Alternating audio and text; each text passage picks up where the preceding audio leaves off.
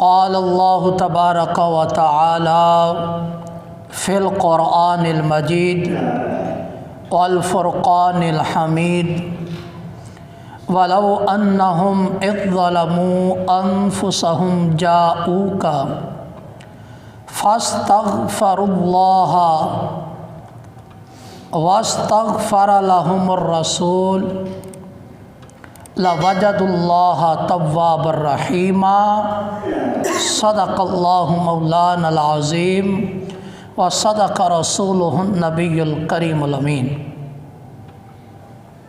محترم سامعین کرام، آپ کے سامنے قرآن مجید فرقان حمید کی آیت کریمہ تلاوت کی ہے۔ اس آیت مبارکہ کے اندر اللہ رب العالمین نے ارشاد کچھ یوں فرمایا ہے کہ وَلَوْ أَنَّهُمْ إِذْ ظَلَمُوا أَنفُسَكُمْ، فرمایا کہ اگر وہ اپنی جانوں پر ظلم کر بیٹھیں تو اے محبوب صلی اللہ علیہ وسلم وہ آپ کے پاس آ جائیں، آ کر اللہ سے مغفرت طلب کریں، اور رسول کریم صلی اللہ علیہ وسلم بھی ان کے لیے مغفرت اللہ سے مانگ لیں، تو وہ اللہ کو توبہ قبول کرنے والا اور رحم کرنے والا پائیں گے۔ اس آیت مبارکہ پر جب ہم غور کرتے ہیں تو اللہ رب العالمین نے اس آیت مبارکہ کے اندر یہ فرمایا وَلَوْ أَنَّهُمْ إِذْ ظَلَمُوا، اگر وہ ظلم کر بیٹھیں کن پر؟ اپنی جانوں پر۔ جانوں پر ظلم کیا ہے؟ نماز نہ پڑھنا یہ بھی اپنی جان پر ظلم ہے، رمضان کے روزے نہ رکھنا یہ بھی اپنی جان پر ظلم کرنا ہے، حج فرض ہے حج نہ کرے یہ بھی اپنی جان پر ظلم کرنا ہے، صاحب مال ہے اللہ نے مال دیا ہے، مال پر زکوٰۃ لازم آتی ہے واجب ہے نہیں دیتا یہ بھی اپنی جان پہ ظلم کرنا ہے، دیگر عبادات ہیں اس پر لازم ہے وہ نہیں کرتا تو یہ اپنی جان پہ ظلم کرنا ہے۔ رب فرماتا ہے کہ اگر تم اپنی جانوں پر ظلم کر بیٹھو تو جانا کدھر ہے تم نے؟ فرمایا جاؤ کا میرے محبوب کی بارگاہ میں چلے جاؤ۔ محترم تھوڑا سا غور تو فرمائیں، رب کا گناہ کیا ہے، نافرمانی رب کی ہے، حکم رب کا نہیں مانا، نماز رب نے فرض کی رب کی نماز چھوڑ دی، حج رب نے فرض کیا ہے اس کو چھوڑ دیا ہے، روزہ رب نے فرض کیا روزہ رب کا چھوڑا ہے، اور رب فرماتا ہے کہ جب یہ سارے اپنی جانوں پہ ظلم کر بیٹھو نا تو جانا کدھر ہے؟ میرے محبوب کی بارگاہ میں چلے جاؤ۔ مولا بات سمجھ میں نہیں آئی، گناہ تیرا کریں نافرمانی تیری کریں، تو فرماتا ہے کہ اگر معاف کرانا ہے تو میرے محبوب کی بارگاہ میں چلے جاؤ، پھر مولا تیرے محبوب کی بارگاہ میں پہنچ گئے۔ اب فرمایا کہ جب میرے محبوب کی بارگاہ میں پہنچ گئے ہو تو پھر مجھ سے مغفرت طلب کرو، گناہ مجھ سے معاف کرواؤ۔ مولا اگر یہی کام کرنا تھا معاف تجھی سے کروانا تھا تو تیرے محبوب کے در پہ جانے کی کیا ضرورت تھی؟ اپنے گھر میں رہ کر اپنی مسجد میں رہ کر تو اس سے معافی مانگ لیتے، کعبہ معظمہ میں چلے جاتے وہاں تیرے در پہ پہنچ کے تجھ سے معافی مانگ لیتے، مسجد نبوی چلے جاتے وہاں جا کے تجھ سے معافی مانگ لیتے، کسی اور مقدس جگہ پہ چلا جاتے، صفا مروہ پہ چڑھے جاتے، طور پہ چلے جاتے، غار حرا پہ چلے جاتے، مولا وہیں پر تجھ سے تیری نافرمانی جو کی ہے اس کی معافی مانگ لیتے۔ اگر یہاں حضور کے در پہ آ کے بھی معافی تجھی سے مانگنی تھی، فرمایا کہ صرف مجھ سے معافی مانگنا کافی نہیں ہے، فرمایا وَاسْتَغْفَرَ لَهُمُ الرَّسُولُ، مجھ سے بھی معافی مانگو، لیکن کس پر؟ میرے محبوب کے در پہ آ کے۔ میں معاف کر بھی دوں گا، لیکن جب تک میرا رسول تمہارے لیے مغفرت طلب نہیں کرے گا اس وقت تک تمہاری توبہ قبول نہیں ہے۔ فرمایا کہ وَاسْتَغْفَرَ لَهُمُ الرَّسُولُ، میری بارگاہ میں آ جاؤ، اللہ سے مغفرت طلب کرو، پھر رسول تمہارے لیے ہاتھ اٹھا دیں اور تمہارے لیے مغفرت کی دعا کر دیں، فرمایا تب جا کر تم کیا کرو گے؟ لَوَجَدُ اللَّهَ تَوَّابًا رَحِيمًا، پھر تم اپنے رب کو توبہ قبول کرنے والا بھی پاؤ گے اور رحم کرنے والا بھی پالو گے۔ محترم، میرے رب نے اپنے محبوب کو کیسی شان عطا فرمائی، گناہ رب کا کیا ہے لیکن رب فرماتا ہے میرے محبوب کی بارگاہ میں چلے جاؤ، اور ہمیں بتایا کہ اگرچہ نافرمانی رب کی ہے لیکن معافی میرے محبوب کے در سے ملنی ہے۔ محبوب کے در پہ جا کر مجھ سے معافی مانگو، ساتھ میرا رسول بھی تمہارے لیے مغفرت طلب کرے، تب جا کر تم اپنے رب کو توبہ قبول کرنے والا بھی پاؤ گے اور رحم کرنے والا بھی پاؤ گے۔ اس میں ایک اور اشارہ بھی کیا، وہ اشارہ یہ کیا کہ اللہ رب العالمین نے اپنے محبوب کے در پہ جانے کا حکم کیوں دیا؟ یہ اشارہ اس بات کی طرف تھا کہ جو بندہ نماز چھوڑ کر، روزہ چھوڑ کر، حج چھوڑ کر، زکوٰۃ چھوڑ کر میری نافرمانی کر بیٹھا ہے، وہ نافرمانی صرف میری ہی نہیں ہے، وہ میرے محبوب کی بھی نافرمانی ہے۔ اس لیے صرف مجھ سے معافی مانگنا کافی نہیں ہے، میرے رسول بھی تمہارے لیے ہاتھ اٹھائیں گے تو تمہاری مغفرت ہوگی۔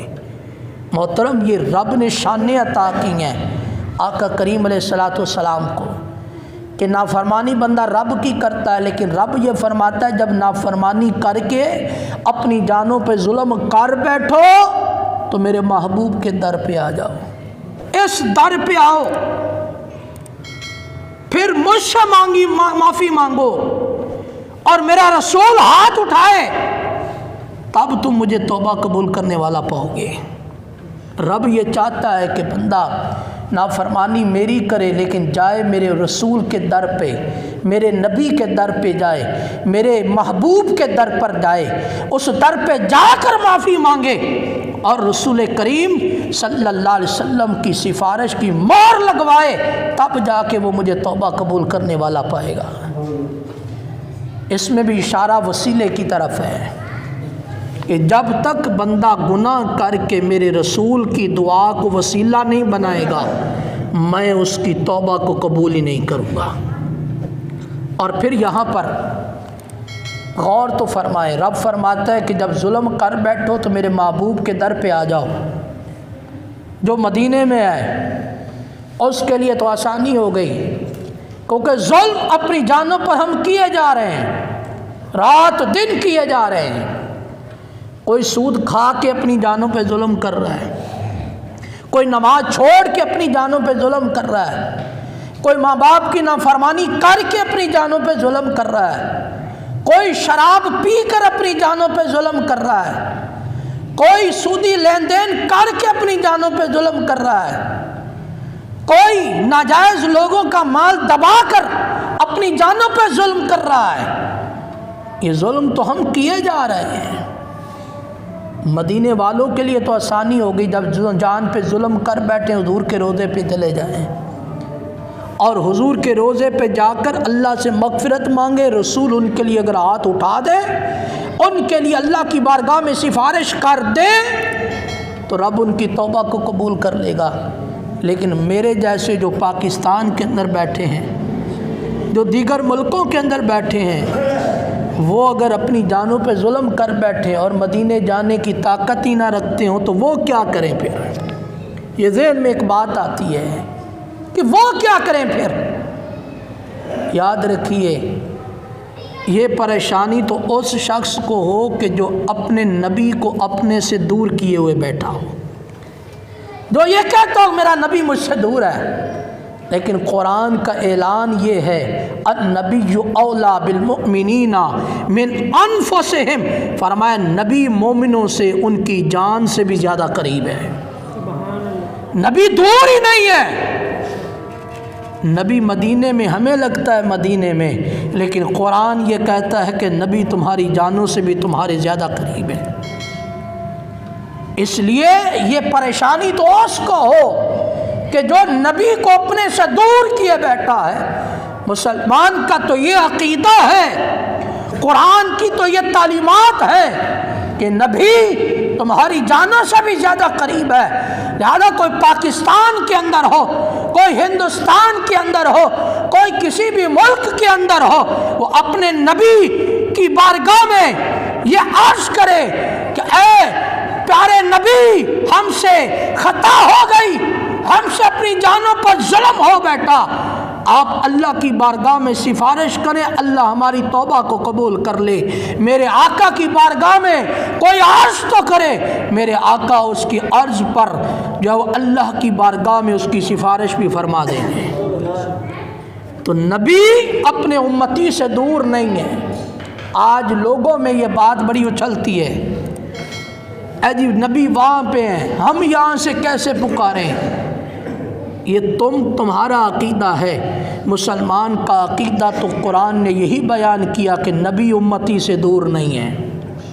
فرمایا کہ نبی امتی کی جان سے بھی زیادہ قریب ہے۔ لہذا نبی ہمیں لگتا ہے کہ اپنے روضہ اقدس کے اندر ہے، لیکن قرآن کا یہ اعلان ہے کہ آپ کا امتی جس علاقے میں رہ کر، جس ملک میں رہ کر اپنے نبی کا وسیلہ پیش کرے گا، رب اس کی سنے گا بھی اور رب اس کی توبہ کو قبول بھی فرما دے گا۔ تو محترم، قرآن یہ کہتا ہے کہ جب اپنی جانوں پہ ظلم کر بیٹھو تو رب فرماتا ہے میرے محبوب کی بارگاہ میں چلے جاؤ، جا کر اللہ سے معافی مانگو، اور رسول پھر تمہارے لیے اللہ سے معافی مانگے تو پھر تم اللہ کو توبہ قبول کرنے والا بھی پاؤ گے، رحم کرنے والا بھی پاؤ گے۔ محترم، یہاں پر ایک بات ذہن میں آتی ہے، وہ بات یہ ہے کہ یہاں پر رب کائنات نے یہ نہیں فرمایا کہ جب اپنی جانوں پہ ظلم کر بیٹھو تو کعبہ معظمہ چلے جاؤ۔ یہ نہیں فرمایا کہ جب اپنی جانوں پر ظلم کر بیٹھو تو اپنے محلے کی مسجد میں جا کر توبہ کر لو۔ یہ نہیں فرمایا کہ جب تم اپنی جان پہ ظلم کر بیٹھو تو صفا مروہ پہ چلے جاؤ۔ یہ نہیں فرمایا کہ جب اپنی جانوں پہ ظلم کر بیٹھو تو مقام ابراہیم پر کھڑے ہو کر دعا کرو۔ یہ نہیں فرمایا کہ جب اپنی جانوں پر ظلم کر بیٹھو تو آب زمزم کے کنویں کے سامنے کھڑے ہو کر دعا کر لو۔ یہ نہیں فرمایا کہ جب اپنی جانوں پر ظلم کر بیٹھو تو تم جیسے ہی پہلی نگاہ کعبہ معظمہ پر پڑے اس وقت معافی مانگو۔ کچھ بھی نہیں فرمایا، بلکہ کیا فرمایا؟ اپنی جانوں پہ ظلم کر بیٹھو تو میرے محبوب کے در پہ آ جاؤ۔ وجہ کیا ہے؟ ریزن کیا ہے کہ رب نے یہ نہیں فرمایا مسجد نبوی چلے جاؤ، فرمایا میرے محبوب کے در پہ آ جاؤ۔ علماء نے اس میں بھی ایک نقطہ لکھا ہے، علماء فرماتے ہیں کہ کعبہ معظمہ کا کوئی خلیفہ اور جانشین نہیں ہے، صفا مروہ کا کوئی نائب اور جانشین نہیں ہے، مسجد نبوی ہے اس کا کوئی جانشین اور نائب نہیں ہے، کوئی خلیفہ نہیں ہے کہ جو وہاں نہ جا سکے اس کا کوئی یہاں پر نائب ہو، وہاں چلا جائے تو اس کو اجر وہی وہاں جانے کا مل جائے۔ نہ صفا مروہ کا کوئی خلیفہ ہے، نہ کوئی مسجد حرام کا خلیفہ ہے، نہ کوئی مسجد نبوی کا خلیفہ ہے، نہ کوئی مقام ابراہیم کا خلیفہ ہے۔ بات سمجھانے کے لیے عرض کر دوں، وضو ہے نا، وضو، اگر کوئی پانے پر قدرت نہ رکھتا ہو تو اس کے لیے حکم ہے کہ وہ تیمم کر لے۔ جو چیزیں اور جو عبادات وہ وضو کے ذریعے کر سکتا ہے، وہ ساری کی ساری عبادات وہ تیمم کے ذریعے بھی کر سکتا ہے۔ اگر وضو سے فرض پڑھ سکتا ہے تو تیمم سے فرض بھی پڑھ سکتا ہے۔ اگر وہ وضو سے قرآن کی تلاوت کر سکتا ہے تو تیمم سے بھی قرآن کی تلاوت کر سکتا ہے۔ اگر وہ وضو سے نفل پڑھ سکتا ہے تو تیمم سے بھی وہ نفل پڑھ سکتا ہے۔ مطلب کہ اگر وضو پر قدرت نہیں، پانی دستیاب نہیں، تو اس کا نائب اور خلیفہ موجود ہے اور وہ ہے تیمم۔ وہ تیمم کر لے، اس کے لیے ساری عبادتیں جائز ہو جائیں گی۔ فرمایا کہ حضور صلی اللہ علیہ وسلم کے در پہ جانے کا حکم دیا۔ یہ نہیں فرمایا کہ مسجد نبوی چلے جاؤ، یہ نہیں فرمایا کہ مسجد حرام چلے جاؤ، یہ نہیں فرمایا صفا مروہ پہ چلے جاؤ، یہ نہیں فرمایا مقام ابراہیم پہ چلے جاؤ۔ کیوں؟ اس لیے کہ ان چیزوں کا کوئی خلیفہ اور نائب موجود نہیں تھا، لیکن حکم دیا میرے محبوب کے در پہ چلے جاؤ، اس لیے کہ محبوب کریم علیہ السلام کا نائب اور خلیفہ موجود ہے۔ وہ کون ہے؟ وہ علماء ہے، وہ اولیاء ہے جو نبی پاک علیہ السلام کے نائب بھی ہیں، خلیفہ بھی ہیں۔ اشارہ اس بات کی طرف کیا کہ جو وہاں حضور کے در پر جانے کی طاقت نہیں رکھتا، وہ اللہ کے ان اولیاء کی بارگاہ میں چلا جائے، وہ علماء کی بارگاہ میں چلا جائے، رب کائنات ان کی سفارش حضور کی بارگاہ میں قبول کرے گا اور حضور کی سفارش اللہ کی بارگاہ میں ان کی قبول کر لے گا۔ تو اس لیے فرمایا میرے محبوب کے در پہ چلے جاؤ، کیونکہ حدیث پاک ہے، فرمایا العلماء ورثۃ الانبیاء، فرمایا جو علماء ہیں یہ انبیاء کے وارث ہیں، نائب ہیں۔ جو اولیاء ہیں وہ اللہ رب العالمین کے پیارے حبیب صلی اللہ علیہ وسلم کے نائب ہے۔ تو لہذا جو مدینے میں نہیں جا سکتا وہ ان کے نائب کے پاس چلا جائے، وہ خواجہ معین الدین چشتی اجمیری کے مزار پہ چلا جائے، وہ داتا گنج بخش علی حجویری کے مزار پہ چلا جائے، وہ خواجہ جب وہ غریب نواز کے مزار پہ چلا جائے، وہ رکن عالم کے مزار پہ چلا جائے، وہ کسی بزرگ کے مزار پہ چلا جائے، ان کا وسیلہ حضور کی بارگاہ میں پیش کرے، حضور کا وسیلہ اللہ کی بارگاہ میں پیش ہوگا، تو پھر یہ رب کو توبہ قبول کرنے والا بھی پالیں گے اور رحم فرمانے والا بھی پالیں گے۔ تو محترم اس لیے حکم دیا کہ میرے محبوب کے دربار پہ چلے جاؤ، ان کے در پہ چلے جاؤ۔ اگر اپنی جانوں پہ ظلم کر بیٹھے ہو کہ کوئی مدینے میں پہنچنے کی طاقت نہ بھی رکھتا ہو، وہ اولیاء اور علماء کی بارگاہ میں چلے جائے، کیونکہ یہ علماء اور یہ اولیاء حضور علیہ السلام کے نائب بھی ہیں، خلیفہ بھی ہیں اور جانشین بھی ہیں۔ تو محترم یہ آیت کریمہ ہمیں یہ بتاتی ہے کہ رب کائنات یہ اعلان فرماتا ہے کہ اگر تم اپنی جانوں پہ ظلم کر بیٹھو، گناہ اگرچہ رب کا ہو مگر حاضری حضور کے در پہ جا کے دے دو، حضور کے در پہ حاضری دو اور اس در پہ جا کر اللہ سے مغفرت مانگو، اور رسول تمہارے لیے وسیلہ بن کر مغفرت طلب کرے، اور میں تب جا کے رب تمہاری توبہ کو قبول فرمائے گا۔ اور یہ میں قرآن پڑھ رہا ہوں، یہ قرآن پڑھ رہا ہوں کہ جو حضور علیہ السلام کے وسیلہ بنانے کا حکم دیتا ہے۔ اور پھر یہ یاد رکھیں، آقا کریم صلی اللہ تعالی علیہ وبارک وسلم کی ذات کو صحابہ کرام علیہم رضوان نے بھی وسیلہ بنایا۔ مشہور حدیث پاک ہے، حضرت ربیہ رضی اللہ تعالیٰ عنہ، ایک دن نبی پاک صلی اللہ علیہ وسلم نے ارشاد فرمایا، سل یا ربیہ، ربیہ مانگ کیا مانگتا ہے، مانگ کیا مانگتا ہے؟ عرض کی حضور اسألک مرافقتک فی الجنہ، اے اللہ کے رسول میں آپ سے، کس سے؟ آپ سے، اسألک، آپ سے جنت میں آپ کا ساتھ مانگتا ہوں کہ مجھے جنت میں آپ کا ساتھ مل جائے۔ لیکن عرض کس سے کی؟ حضور سے، آپ سے مانگتا ہوں۔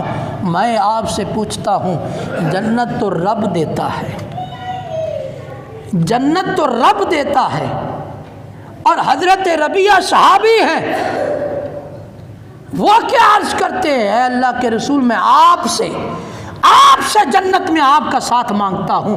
پتہ یہ چلا جنت اگرچہ رب دیتا ہے لیکن رب بھی اپنے محبوب کے وسیلے سے دیتا ہے، رب اپنے محبوب کے وسیلے سے دیتا ہے، اور رب نے یہ اپنے محبوب کو پاور دی ہے، پاور دی ہے کہ آپ جس کے لیے جو فرما دیں رب کائنات اس کو پورا فرما دیتا ہے۔ تو حضرت ربیہ نے یہ عقیدہ دیا کہ جنت اگرچہ رب دیتا ہے لیکن اگر کوئی یہ بھی کہہ دے رب کے علاوہ کو کہ آپ مجھے جنت میں اپنا ساتھ دے دیں، یہ شرک نہیں۔ اور پھر یہ معاملہ کہاں پر ہوا؟ حضور کی بارگاہ میں ہوا۔ میرے آقا کریم علیہ السلام نے یہ نہیں فرمایا اے ربیہ یہ شرک کر رہے ہو، یہ کیا کر رہے ہو، جنت تو رب نے دینی ہے۔ لیکن میرے آقا نے یہ نہیں فرمایا، بلکہ کیا فرمایا؟ فرمایا یہ تو مل گئی، اے ربیہ اور مانگ کیا مانگتا ہے؟ فرمایا یہ تو مل گئی، اور مانگ کیا مانگتا ہے؟ عقیدہ ہمیں دے دیا کہ اے لوگوں اگر کوئی جنت رب ہی دیتا ہے لیکن اگر کوئی یہ کہہ دے کہ اے اللہ کے رسول آپ مجھے جنت دیں تو یہ شرک نہیں بلکہ یہ عین شریعت ہے، اور میرے آقا کریم علیہ السلام نے اس کو قبول بھی فرمایا ہے۔ تو محترم، اس کو کہتے ہیں مجازی نسبت کرنا، نسبت مجازن اللہ کے علاوہ کی طرف کر دینا۔ اس سے مراد یہی ہوتی ہے کہ جنت رب نے ہی دینی ہے مگر اپنے پیاروں کے وسیلے سے دینی ہے۔ حضور کا نام تو اتنی برکت والا ہے۔ حضرت عبداللہ بن عباس رضی اللہ تعالیٰ عنہ آپ فرماتے ہیں ایک شخص کا پیر سن ہو گیا، سن ہو گیا پیر۔ حضرت عبداللہ بن عباس کا عقیدہ قربان جائیں، حضرت عبداللہ بن عباس نے پتہ کیا فرمایا؟ فرمایا کہ جو تیرے نزدیک سب سے پیارا ہے اس کا نام لے، اللہ تیرے پیر کے اس سونے کو دور کر دے گا۔ پیر سو گیا ہے، سن ہو گیا ہے۔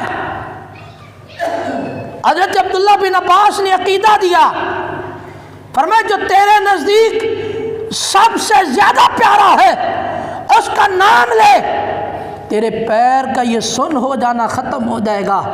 اس کہنے والے کے عقیدے پر بھی قربان جائیں، اس نے پتہ کیا کہا؟ اس نے کہا یا محمدہ، یا محمدہ۔ حضرت عبداللہ بن عباس کہتے ہیں جب اس شخص نے یہ کہا یا محمدہ، اے محمد، اے محمد، اس کے پیر کا سن ہونا یہ ختم ہو گیا۔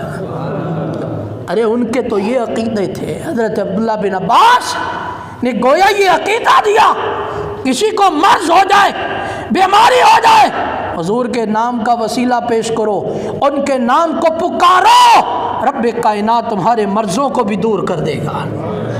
اس سے یہ جھگڑا بھی ختم ہو گیا کہ یا محمد نہیں کہنا چاہیے، یا رسول اللہ نہیں کہنا چاہیے۔ ارے حضرت عبداللہ بن عباس سے بڑھ کر علم والا کوئی نہیں۔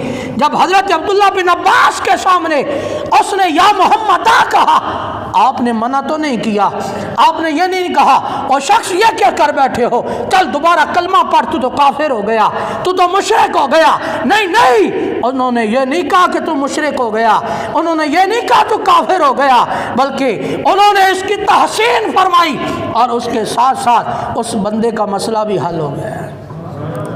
محترم، یہ تھا صحابہ کا عقیدہ۔ इस तरफ ना जाएं जिस तरफ लोग ले जाना चाह रहे हैं। हुजूर से बढ़कर किन का मकाम है? अल्लाह करीम ने आपको मकाम अता फरमाया। और फिर ये नहीं कि हुजूर का वसीला पेश करूं, अल्लाह ने जिनको मकाम अता फरमाया और जिनके बारे में ये फरमाया हदीस कुदसी के अंदर, फरमाया मैं इनके हाथ बन जाता हूँ जिनसे ये पकड़ते हैं, मैं इनके पाँव बन जाता हूँ जिससे ये चलते हैं, मैं इनके कान बन जाता हूँ जिससे ये सुनते हैं, मैं इनकी आंखें बन जाता हूँ जिससे ये देखते हैं। उनको भी अपना वसीला अपनी दुआओं के अंदर बनाया करो। जिनके हाथ रब बन जाए उस हाथों की पावर का क्या आलम होगा। जिसके पाँव में रब की रहमत आ जाए, रब की दी हुई ताकत आ जाए, उस पाँव की ताकत का क्या आलम होगा। और ये किन के बारे में फरमाया? ये अपने औलिया के बारे में फरमाया। और इसी हदीस पाक में ये भी फरमाया कि जब ये फिर मुझसे मांगते हैं, जब इस मकाम तक पहुंच जाते हैं, फरमाया फिर जब ये मुझसे मांगते हैं मैं इनको अता कर देता हूँ। इसलिए अल्लाह के औलिया का वसीला पेश करना ये हमारे असलाफ का भी तरीक़ा है, और हुजूर अलैहिस्सलाम का वसीला पेश करना ये तो हमारे सहाबा इकराम अलैहिम रिदवान का तरीक़ा, ताबईन का तरीक़ा, तबा ताबईन का तरीक़ा, और आज तक बल्कि क़यामत तक ये अक़ीदा हर आशिक रसूल का ये रहेगा कि वो अपनी दुआओं के अंदर, अपने अमराज के अंदर, अपनी परेशानियों के अंदर हुजूर का वसीला पेश ही करते रहेंगे। आखिर में एक बात मैं अर्ज़ करूँगा कि ये वसीला रब को कितना महबूब है, ये वसीला रब को कितना महबूब है। रब फरमाता है इन्नल्लाह अला कुल्ली शैइन कदीर, बेशक अल्लाह हर चीज़ पर कादिर है, बेशक अल्लाह हर चीज़ पर कादिर है। रब चाहता तो आपको बग़ैर किताब के हिदायत नहीं दे सकता था? बोले ना, रब अगर चाहता तो आपको बग़ैर किताब के हिदायत दे सकता था, क्योंकि वो हर चीज़ पर कादिर है। तो याद रखो, जब दे सकता था तो फिर तुम्हें हिदायत किताब के ज़रिए क्यों दी? तुम्हें हिदायत कुरान के ज़रिए क्यों दी? तुम्हें हिदायत इंजील के ज़रिए, तौरात के ज़रिए पहले की उम्मतों को क्यों दी गई? इसलिए कि रब ये चाहता है कि मैं अगर इनको हिदायत भी दूं तो किताब के वसीले से दूं। और फिर बात सुने, रब अगर चाहता तो ये किताब खुद नाजिल कर सकता था कि नहीं? कर सकता था। फिर ये किताब जिब्राईल के ज़रिए क्यों आई? सोचने की बात है। रब चाहता पूरी किताब नबी पर नाजिल कर देता, जिब्रील अमीन का बीच में वसीला क्यों रखा? इसलिए कि बताना ये था कि मुझे तमाम उमूर में वसीला बड़ा पसंद है। रब चाहता जिब्रील को डायरेक्ट हम तक पहुंचा देता, बीच में नबी का वसीला क्यों था? रब चाहता तो हिदायत बगैर नबी के भी दे सकता था, ये हमारा अकीदा है, लेकिन बीच में अंबिया को क्यों भेजा? इसलिए कि रब को तमाम कामों में वसीला बड़ा महबूब है। अरे जिस हिदायत के लिए रब ने कुरान नाजिल किया, वो कुरान नबी के वसीले से, वो कुरान जिब्रील के वसीले से, हालांकि रब तो कादिर है। इसलिए मोहतरम, वसीले से कहाँ कहाँ बचोगे? अल्लाह ने तो हिदायत का सामान ही वसीले से रखा है। मैं आखिर में एक बात अर्ज़ करूँगा कि आप वसीले से कहाँ तक बच पाएंगे? बग़ैर वसीले के तो इंसान भी दुनिया में नहीं आता।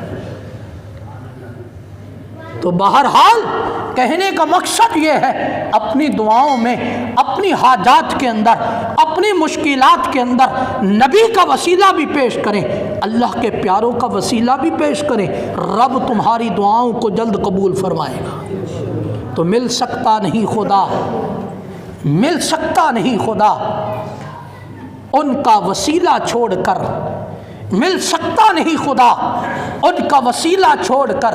गैर मुमकिन है चढ़िए छत पर जीना छोड़कर। بغیر سیڑھیوں کے بندہ چھت پہ نہیں چڑھ سکتا، رب تک کیسے پہنچ سکتا ہے؟ لہذا اللہ کریم کی بارگاہ میں دعا ہے رب کائنات ہمیں پکا سچا عاشق رسول بنائے، اپنی دعاؤں کے اندر آقا کریم علیہ السلام کا وسیلہ، صحابہ کا وسیلہ، اللہ کے نیک بندوں کا وسیلہ پیش کرتے رہنے کی توفیق عطا فرمائے اور ہم سب کو پکا سچا سنی مسلمان بنائے۔ آمین ثم آمین بجاہ النبی الامین صلی اللہ علیہ وسلم۔